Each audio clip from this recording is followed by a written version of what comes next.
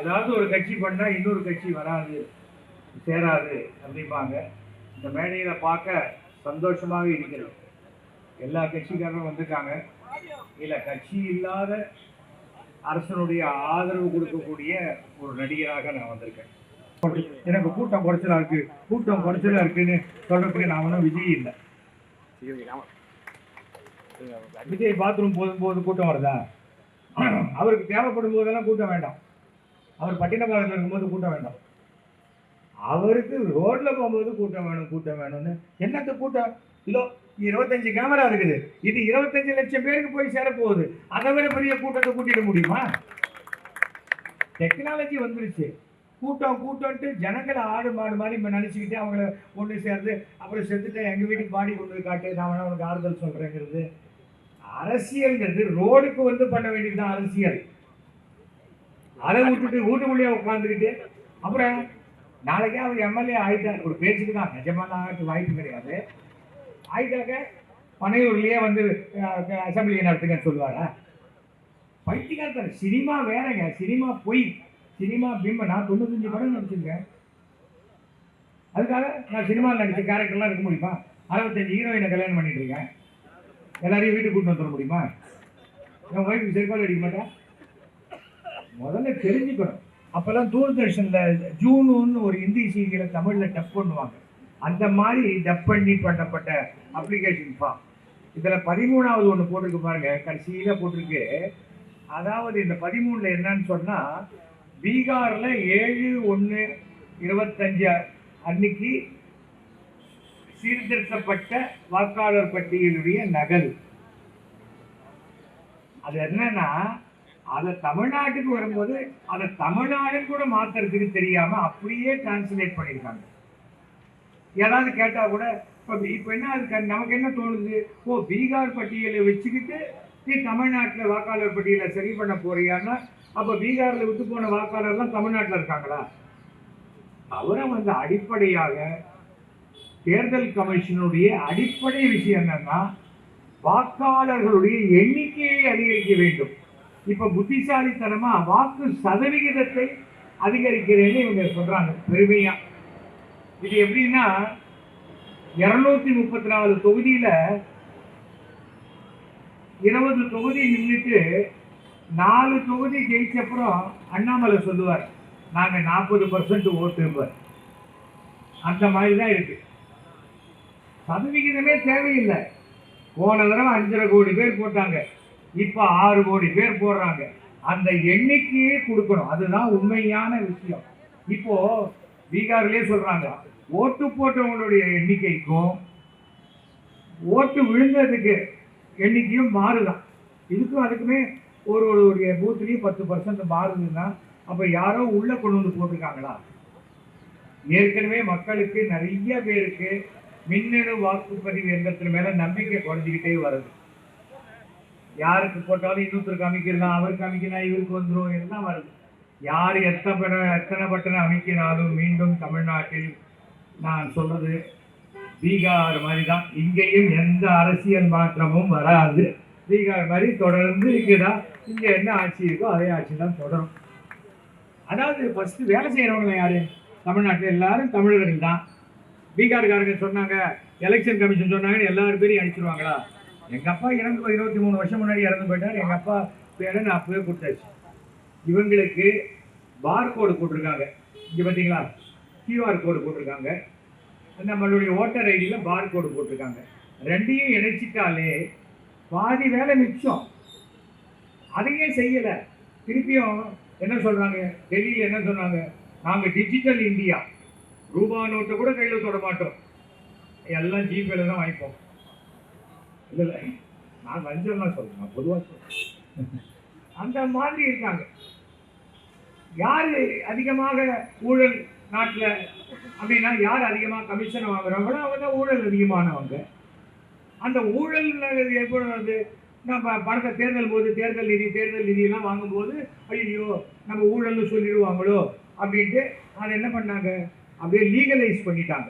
நீ சட்ட ரீதியாக நீங்க பணம் கொடுக்கலாம் அப்படின்னு. அப்போ இந்தியாவிலே மிக அதிகமாக தேர்தல் நிதியை சட்ட ரீதியாக வாங்கினது யாரு? பிஜேபி. அப்போ என்ன எதுக்காக கொடுப்பாங்க? ஒரு கடைக்காரன் இல்லை ஏதோ ஒரு பிஸ்னஸ் பண்ணுறவன் நாளைக்கு நாம் ஏதாவது சட்டமீறல் பண்ணால் நமக்கு இந்த அரசு காப்பாற்றும். அப்போ இத்தனை பேர் கொடுத்துருக்காங்க, அதானி அம்பானி எல்லாருமே கொடுத்துருக்காங்க. அவங்களுக்காகவா இந்திய அரசாங்கம் இருக்கிறது? இல்லை, இது எல்லாருக்குமான அரசாங்கம். ஒவ்வொரு 18 வயதான ஒருவரும் ஓட்டு போட்டு நம்முடைய ஜனநாயகத்தை நிரூபிக்கணும். இது நம்ம கடமை. நான் பல இடத்துல பேசியிருக்கேன். ஒரு கல்யாணத்துக்கு போகிறோம், 200 ரூபா மொய் எழுதுறோம், 3/4 மணி நேரம் கியூவில் நின்று சாப்பிட்டு வரோம். ஆனால் நம்ம வாக்குச்சீட்டு சரியா இருக்கான்னு பார்க்கறதுக்கு ஒரு 1/2 நாள் லீவ் போடுங்க, தப்பு இல்லை. இப்போ கூட சொல்றேன், நமக்கு டைம் இருக்கு. வெறுமனே அவங்க ஏமாத்திட்டு போக முடியாது. எலெக்ஷனுக்கு முன்னாடி நல்லா ஞாபகம் வச்சுக்கோங்க. இப்போ அப்ளிகேஷன் நம்ம எந்த பூத்துலலாம் ஓட்டு போடுறோமோ அந்த இடத்துல அப்ளிகேஷன் கொடுக்குறாங்க. அந்த அப்ளிகேஷனை வாங்குங்க, ஃபில்அப் பண்ணுங்க, சரியா இருக்கான்னு பார்த்துக்கோங்க. 2 ஃபார்ம் கொடுக்கணும். அதில் ஒரு ஃபார்மை நீங்கள் அதே மாதிரி ஃபில்அப் பண்ணி நீங்கள் வச்சுக்கணும். ஆனால் நீங்கள் அந்த ஃபார்மை அவங்களுக்கு கொடுக்கறதுக்கு முன்னாடி அந்த பிஎல்ஓ ஆஃபீஸர்கிட்ட உங்கள் ஃபார்ம்லேயும் கையெழுத்து வாங்கி வச்சுக்கோங்க.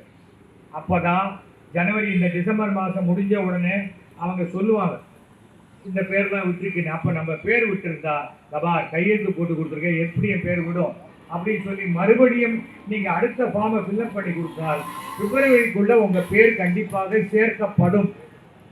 புரியுதா? சும்மா அங்கேருந்து வந்து கோயம்புத்தூரில் அப்படி துண்டு ஆக்கிட்டாக்கா யாரும் இங்கே ஜெயிச்சிட முடியாது. இங்கே இதெல்லாம் பெரிய துண்டு எல்லாம் பார்த்தாச்சு. இங்கே 70 ஆண்டுகால அரசியல் இருந்தவங்க தான் கலைஞர் கருணாநிதி பொன்விழா அந்த ஃபங்க்ஷனுக்கு நான் வந்திருந்தேன். எதற்காக சொல்கிறேன்னா, இந்த அரசியல் அவங்களுக்கு தெரியாது. வடநாட்டு அரசியல் திராவிட மாநிலத்தில் செல்லுபடி ஆகாது. அது தெளிவாக புரிந்து கொள்ள வேண்டும். இங்கே இந்து, முஸ்லீம், கிறிஸ்டியன் எல்லாரும் பிரதர்ஸ் மாதிரி தான் பழகிறோம். சும்மா இந்த மதத்தை வைத்து ஓட்டு வாங்கிறது, மதத்தை வச்சு அவன் ஆகாது இவன் ஆகாது. இந்தியாவில் பிறந்தவர்கள் எல்லாருமே இந்தியர்கள் தான். அதை புரிஞ்சுக்கணும். நீ பாகிஸ்தான்லேருந்து வந்த அத்வானி கூட தான் பாகிஸ்தான்லேருந்து வந்தார். எல்லாரும் தான் ஒரு காலத்தில் வருவாங்க, வந்தாங்க, சுதந்திரத்துக்கு முன்னாடி வந்தாங்க. அது இப்போ போய் நீ சொல்ல முடியுமா? இன்கம் டாக்ஸ்ல என்ன சொல்றாங்க, 10 வருஷம் ரெக்கார்டு வச்சிருந்தா போறோம்ன்றான். நீ 23 வருஷம் முன்னாடி நடந்ததை போய் கேட்டா, எங்க அப்பா எனக்கு சொத்து எழுதி வைப்பாரா, ஓட்டர் ஐடி எழுதி வைப்பாரா என்கிட்ட? யோசிச்சு பாருங்க. அவனுக்கு இப்போ 2005 நமக்கு சீர்திருத்தம் நடந்தது.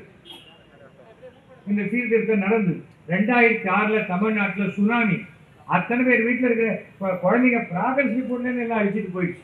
2015 தமிழ்நாட்டில் அவ்வளோ பெரிய வெள்ளம், எல்லாம் அழிச்சிட்டு போயிடுச்சு. அப்போ எல்லாத்தையும் அவன் ரேஷன் கார்டு வாங்குவானா, எனக்கு ஓட்டர் ஐடி கொடுன்னு கேட்பாங்க. இதை நடைமுறைப்படுத்துவதில் உண்டான இதை பண்ணுங்க, எப்போ வேணா பண்ணுங்க. நம்ம 2026 மே மாதம் எலெக்ஷன் முடிஞ்சாலும் பண்ணுங்க. அதை விட்டுட்டு ஏன் இப்போ 1 மாதம், சாதாரணமாக 1 மாதம் பண்ண வேண்டிய வேலையை அரசாங்கம் பண்ணால் அது 6 மாதம் பண்ணோம். 6 மாதம் பண்ண வேண்டிய வேலையை நான் 1 மாதத்தில் பண்ணுறேன்னா யாராவது ஜனங்க நம்புவாங்களா? அரசு எது செய்தாலும் அதை செய்யும். ஆனால் இப்போ என்ன சொல்கிறாங்க, தேர்தல் கமிஷன் அரசாங்கம் இல்லைப்பா, அது தனிப்பட்ட இது. யார் தனிப்பட்டது? அரசாங்கத்தில் போய் டெய்லி கும்பிடு போகிறாங்க. அவர் தலைவராக இருக்கக்கூடிய அமைப்பு. அது எப்படி சரியாக வருங்க? இங்கே இத்தனை பேர் கூடி இருக்கிறார்கள் என்றால் எல்லா கட்சிக்காரர் இருக்காங்க, எல்லாரும் இருக்காங்க.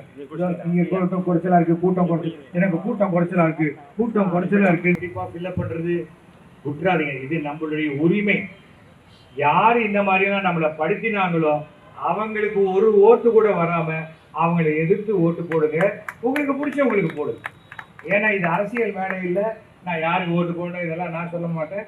அது சொல்கிறதுக்கு தனியாக ஒரு சுற்றுப்பயணம் வருவேன். ஓகேயா? அதை பற்றி கவலைப்படாதீங்க.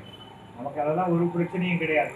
நம்ம பொறுத்த வரைக்கும் ஊழலற்ற அரசாங்கம் இருந்தால் எல்லாருக்கும் நல்லது. அவ்வளோதான் சொல்லுவேன். இந்திய ஜனநாயகத்தினுடைய மாண்பை காப்பதற்காக நான் இது எனக்கு அதிகமாக வயசாகல, 75 தான் ஆச்சு. டிசம்பர் 26 அன்னைக்கு 76 ஆரம்பிக்குது. நான் இது வரைக்கும் ஒரு முறை கூட ஓட்டு போடாத தேர்தலே கிடையாது. நான் இதை பெருமையாக நினைக்கிறேன். நான் யாருக்கு வேணா ஓட்டு போட்டுக்கலாம். ஆனால் ஓட்டு போடுவது என்பதை அது எனக்கு ஒரு அரசு கொடுத்த கௌரவம். அந்த கௌரவத்தை தடுக்கிறதுக்கு தேர்தல் கமிஷனுக்கு எந்த அதிகாரமும் கிடையாது. உனக்கு எப்படி ஓட்டு போடுறது அப்படிங்கிற உரிமையை தான் கொடுக்கறதுக்கு அவங்க வந்திருக்காங்களே தவிர நம்ம உரிமையை பறிப்பதற்காக அவங்க வரவில்லை என்பதை தெரிவித்துக் கொள்கிறேன். அனைவருக்கும் என்னுடைய மனமார்ந்த நன்றியையும் வாழ்த்துக்களையும் தெரிவித்துக் கொள்கிறேன். நன்றி, வணக்கம்.